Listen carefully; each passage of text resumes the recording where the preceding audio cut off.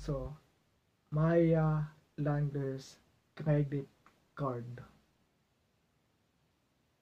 So, ayan. So, Maya Landers credit card pagkatapos ng 6 o 7 months na paggamit. So, pagkatapos ng 6 o 7 months sa so nung natanggap ko yung credit card ko noon, mga last year, so excited ako, grateful ako kasi ang mindset ko noon may credit card na ako. So itong Landers na to, first credit card ko siya. So siya yung pinakauna kong credit card, and yun nga, excited ako, grateful ako, at nung mga unang buwan na yun, medyo hindi ko pa siya masyadong ginagamit. So, kasi nga unang credit card ko pa yun, and medyo dahan-dahan lang muna. So, very seamless nung credit card niya. Ang gagawin mo lang ay itatap mo sa mga so may ganito siya. So pag may ganyan yung card, ibig sabihin pwede na siyang itap. So ang nangyari, madali lang iba siya sa may go time ako. So yung go time, kailangan pang ipasok yung card, tapos kailangan mo pang ilagay yung pin code mo. So pag sa Robinsons, medyo may kabagalan siya at minsan hindi siya gumagana. Itong Landers, itong Maya, mabilis lang. So isang tap lang, tapos na kagad. So wala pang 10 seconds, nakabayad ka na at naka-generate na yung resibo. So yung first month, ang statement bill ko lang ay nasa 1,000. So again, first credit card ko yun. So pinapakiramdaman ko muna, hindi pa ako sanay masyado at wala pa akong alam sa mga credit card. So nung second month, nasa 1,500. Pero yung pangatlo, pang-apat, pang-lima, umangat na siya. So nasa 15 to 16 na. So biglang nag-spike kasi nako-connect din pala to online. So nagpasay angkas. So again, kung may credit card ka, so iba siguro yung pakiramdam mo versus sa first time ko. So nakakonect kasi to sa, sabihin na natin yung angkas. Hindi ko na kailangan bumunot sa wallet ng pera para makabayad. So mabilis lang siya. So automatic, so nagbi-build up. At noong mga panahon na yun, mga 4-5 months siguro, iniisip ko na ako kung ano yung lalagay ko sa video na to sa reaction. So yung pros at yung cons. So yung pros, nung nag-apply ako nito, ulitin ko, napaka dali lang mag-apply. I mean, last year, hindi ko na alam ngayon, siguro medyo may kahirapan na, pero last year, napaka dali lang. So yun yung pros. At gumawa ko ng video noon, sinabi ko easiest credit card to get. At easiest credit card to get kasi nag-apply ako sa traditional banks ng credit card, hindi ako nakukuha, natatanggap. So easiest credit card. So noong mga panahon ngayon, so nung nag-apply ako sa Maya, as a Landers credit card, may Maya account na ako. So yung Maya account ko, 3 to 4 months ko nang ginagamit. So bago ako nag-apply ng credit card, may Maya account na ako. So yung Maya, nakikita nila yung behavior ko. Ginagamit ko yung Maya sa mga load, sa pag-load, sa pag-load, ano pa ba? Pag-load tsaka minsan grocery. So, pinaka-bank ko GoTime, but ito Maya, secondary. So, anyway, ginagamit ko siya ng apat na buwan. So, bago ako nag-apply ng credit card. So, nakikita ni Maya yung behavior ko. So, siguro dahil doon sa mismong Maya app, doon nila binase yung kung bibigyan nila ako ng credit card at kung magkano. So, nag-apply tayo sa Landers. Nung panahon ngayon, noon, last year, so kumuha tayo ng Landers membership at may kasama ng credit card. So, tandem yung dalawang yon. So, pagkatapos nun, bumibili na din ako sa Landers. So, hindi masyadong madami. Hindi maabot ng 1,000 yung grocery ko. Mga 200 lang siguro per week. So, isang piraso lang, dalawang piraso lang. Para lang makita na gumagalaw yung Maya. Para active yung Maya. So, yun lang yung hindi din ako nag-grocery sa Landers noon. So, sa train ko kaya na-approve kasi yung dalawang bagay na yan, gumamit ako ng Maya at bumibili ako sa Landers. So, ganun, na-approve na yung credit card. So, ulitin ko, wala akong pinuntahan na office, walang tumawag na bank agent ng Maya, hindi ako pinapunta, walang proof of income. Bali, ang kailangan mo lang ay Maya, verified Maya account. So, yun lang ang record. So, ang kailangan lang ay Maya, verified Maya account. So, yun lang yung pinaka main requirement. Hindi siya kailangan ng proof of income.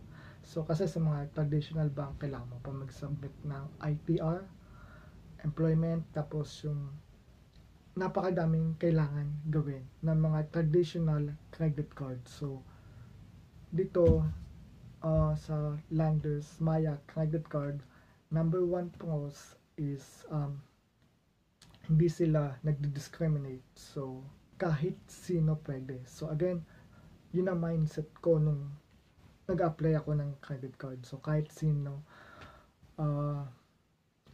pwede mag-apply. So, walang diskriminasyon kahit mababa yung kinikita mo. Basta umiikot yung pera sa Maya. So, ulitin ko, yung load lang ang ginagamit ko sa Maya.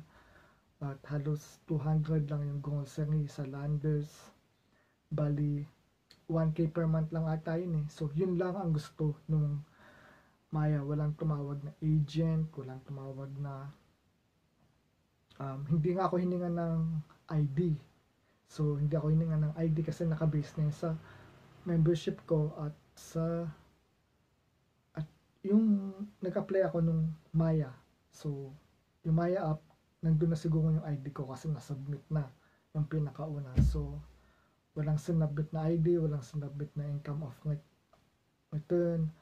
Tapos, ito ang binigay na nila kagad yung credit card. Credit limit is nasa 30,000 pesos. So, kung ginawa ko tong video na to 6 months ago, yun ang sasabihin ko. Napakadali, napaka-seamless ng credit card na to. And number one, ulitin ko, hindi sila nagdi-discriminate. So, ibig sabihin, kahit sino, pwede makakuha basta ginagamit mo yung Maya at gumagastos ka at bumibili ka sa Landers. Hindi kailangan napakalaki ng ginagawa mo sa Landers at hindi kailangan malaki yung transaction mo sa Maya. So, yun lang yung iniisip ko. So, dalawa lang. Gumagamit ka ba ng Maya at nag-grocery ka ba sa Landers? Ibig sabihin, may credit card ka na. So, yun yung number one, hindi nagdi-discriminate. Kasi inuulit ko to kasi nag-apply na ako ng mga ibang credit card and hindi natatanggap. So, kasi freelance tayo, hindi tayo makapag-provide ng ITR kagad ng mga proper document, hindi nakakalusot sa what is your annual income. So, magkano ba yung yearly na income? And 300,000, 400,000, wala, wala, wala pa tayo doon. So, wala tayo sa 400,000 income, and ayoko naman mag-lie kung magkano yung income ko na hindi naman ako pwede maglagay ng 1 million doon. So, doon, hindi nakakalusot sa annual income. But, itong credit card na to, itong Landers, hindi sila nag-discriminate. Tapos, 30,000 kagad ang binigay nilang credit limit. So, first time na tanggap ko, masaya, excited, at finally may credit card na ako. At yung mindset ko noon, pwede ko siyang gamitin para mag-apply sa ibang credit card. So, bakit ba ako kumuha nito? So, para ma-build yung credit score, para lumaki yung credit score, at para para makakuha tayo ng loan. Kasi may mga pangarap naman tayo, may mga dreams tayo na gusto natin i-achieve. At tulad nung bibili ka ng bahay, bibili ka ng sasakyan, kailangan ng malaking down payment, and nakadepende lang siya sa bangko. So, nakadepende sa bangko at kailangan ng malaking credit score. So, yun kung bakit ako nag-apply ng credit card, para ma-build yung credit score at para makakuha ng loan. Kasi again, para sa ating mga pangarap, mga dreams, mga ganon. So, para makautang. So, yun ang sasabihin ko 6 months ago. So, very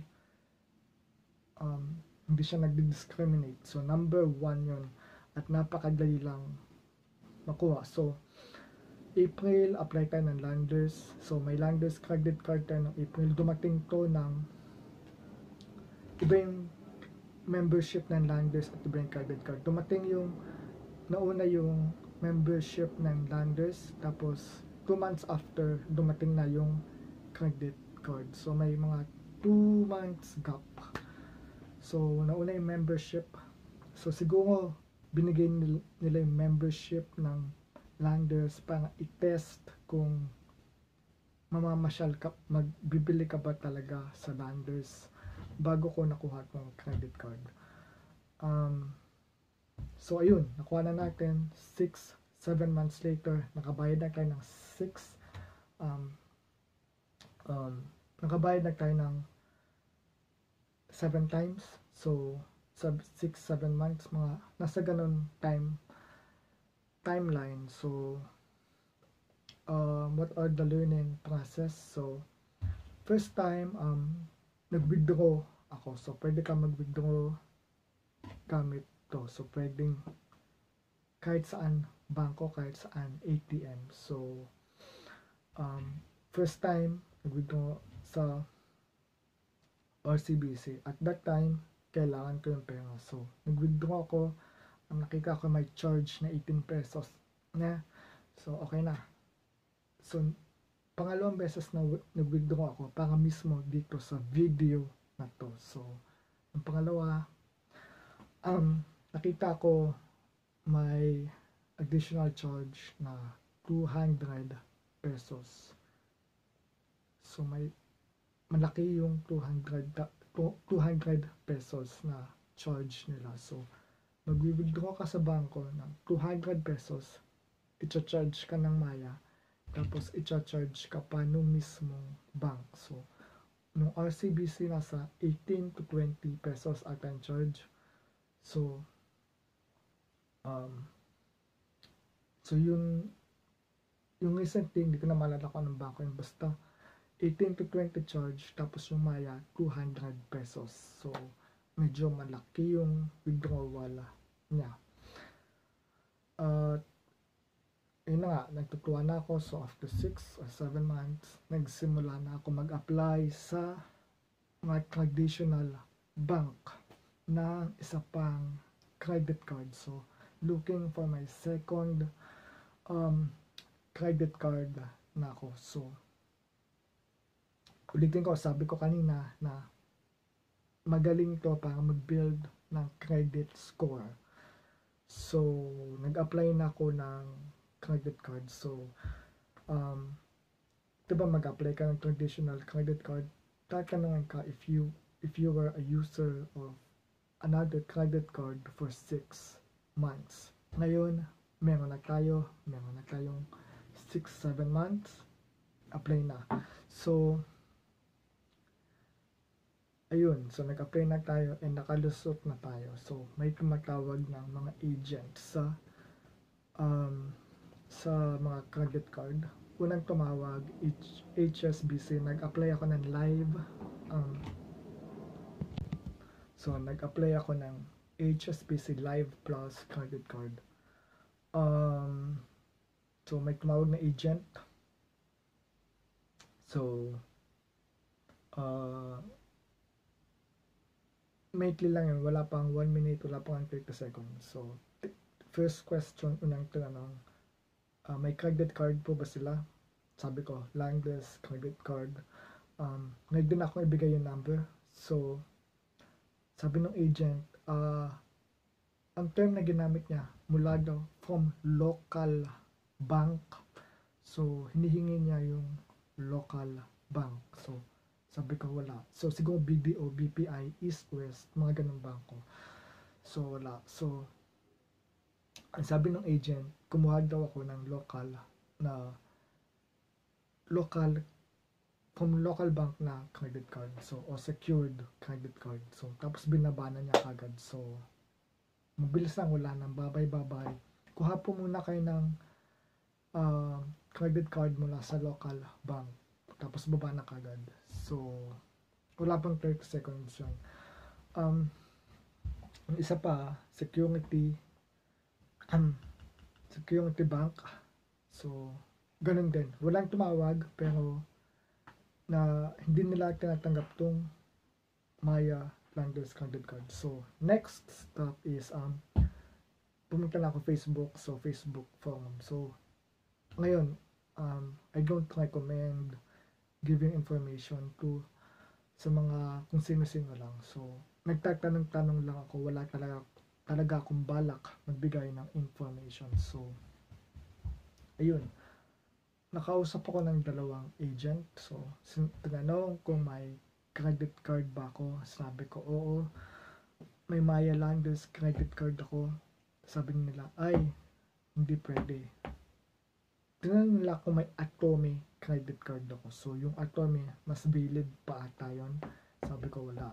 So, hindi tinanggap nung ahente, agent. Basta sa Facebook groups na mga credit card, ako nag-iko. So, yung sa ahente, wala. Yung next na ahente, tinanong ko din kung pwede yung Langdess. Metrobank to. Agent siya na Metrobank. Kung pwede yung Langdess credit card. Sabi niya, traditional bank lang ang tinatanggap. So, decline again. So, sasabihin ko na, so anong conclusion natin dito sa Langdess Maya credit card na to? So, credit card pa ba to or not? So, yung mga sinasabi nila na kumuha na lang sa local bank, traditional bank. So, it will make you feel na itong credit card na to ay walang kwenta. So, parang walang kwenta itong Langdess credit card kasi hindi mo siya nagagamit as reference. So, parang baliwala din yung credit score, credit reference. Parang baliwala din sila kasi hindi sila itong Langdess credit card, hindi siya acknowledge ng mga ibang bangko as a credit card. So, parang at the end of the day, yung pakiramdam mo, parang ano pa rin siya, digital bank. So, sa GCash, sa GoTime, at sa Maya, pwede kang umutang. So may G credit, Maya Easy Credit, hindi ko alam yung sa GoTime. So pwede kang kumuha ng pera earlier on. So ganun lang yung pakiramdam with Landers credit card. So wala siyang kwenta, so it does not feel like a credit card at all, kasi yung mga ahente, mga agents, yung mga sa mga mall, hindi siya ina-acknowledge. So kailangan nila yung mga big time na bank, BDO, BPI, East West Security Bank, RCBC. Doon dapat gagaling yung credit card mo, hindi sa mahinang Maya lang. So ganun siguro yung mindset. But again, hindi ibig sabihin hindi ako grateful dito. Kahit 7 months na ginagamit ko na to, grateful pa rin ako sa credit card ko. Yan yung una kong credit card. So grateful pa rin tayo dito sa Landers credit card. Ano po ba? So, mahirap na ata ngayon makakuha ng credit card kasi nanghihingin na sila ng ITR. So, nabasa ko lang recently, so hindi ko na alam, baka nagtaas na sila ng mga mas mahirap na ng kaunti kunin to. So, kung naghahanap ka ng credit card at hindi ka naman namamasyal sa Landers, hindi ka naman nag-grocery sa Landers, so I don't recommend na kumuha ka ng Landers Maya credit card. So sa train ko, kung makikita mo din tong video na to, may credit card ka na sa BPI, BDO, so hindi mo na kailangan ng Maya Landers credit card. So, hindi mo na kailangan ng My Landers credit card. So, yung promo na pag kumuha ka ng credit card, may membership. So, ganun din nangyari last year. Membership plus credit card. So, kunin mo lang to pag nag-grocery ka sa Landers. So, pero kung hindi naman, kasi mas mura pa sa Pure Gold yung mga items, mas mga pa sa Pure Gold at sa Robinsons. Sa Robinsons talaga ako nag-grocery. So, napupunta lang ako sa Landers dahil nga dito. So, pero i-renew ko pa din to kasi minsan gusto ko yung mga pagkain nila sa loob. So, yung mga pizza, mga ganon. So, i-renew ko pa din yung credit card. So, ayun lang. Sana yung Maya gawin na nila itong local bank. Magpatayo na sila ng branches na medyo lumakas-lakas naman yung Maya at ma-acknowledge naman sila as a credit card. So, ano pa ba?